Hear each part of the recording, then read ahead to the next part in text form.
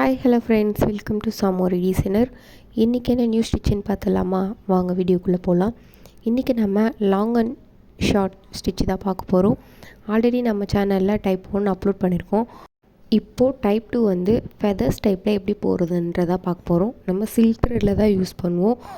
நம்ம already 21 videos வந்து silk thread வச்சு எப்படி போடணுன்றதை நான் அப்லோட் பண்ணியிருக்கேன். பாருங்கள் மறக்காமல். இப்போ பாருங்கள், 1 2 3ன்னு சொல்லி நம்ம வந்து மென்ஷன் பண்ணிக்கலாம். 1 2 3 4 ஓகேவா?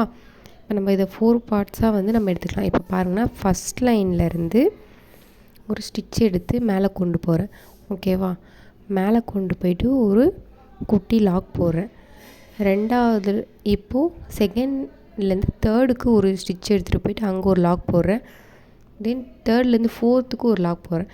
பாருங்கள், ஃபோர்த்துலேருந்து நான் அப்படியே செகண்டுக்கு கொண்டு வரேன். தேர்டுக்கு போல் செகண்ட் கொண்டு வந்து அங்கேருந்து அப்படியே ஸ்ட்ரெயிட்டாக ஃபஸ்ட்டுக்கு வரணும்.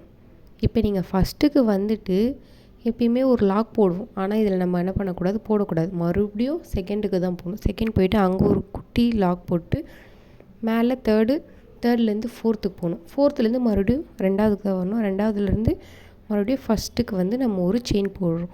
அங்கே லாக் போடாமல் மறுபடியும் நம்ம செகண்டுக்கு போகிறோம். செகண்டில் போயிட்டு அங்கே ஒரு லாக் போடுறோம். ஓகேவா? லாக் போட்டுட்டு அங்கேருந்து தேர்டுக்கு எடுத்துகிட்டு போகிறோம். தேர்ட்லேருந்து ஃபோர்த்துக்கு எடுத்துகிட்டு போகிறோம்.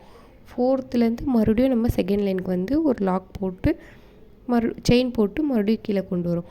ஸோ இந்த மாதிரி தான் நீங்கள் போடணும். ஃபெதர் ஸ்டிச்னாலே நீங்கள் வந்து இந்த மாதிரி கொஞ்சம் லாங்காக தான் போடணும். நீங்கள் என்னென்னா கேப் விட்டு தான் போடணும். ரொம்ப நெருக்கமாக போட்டிங்கன்னா அது அந்தளவுக்கு வந்து ஃபெதர் ஸ்டிச் மாதிரி தெரியாது. ஸோ இந்த மாதிரி தான் ட்ரை பண்ணணும். ட்ரை பண்ணி பாருங்கள்.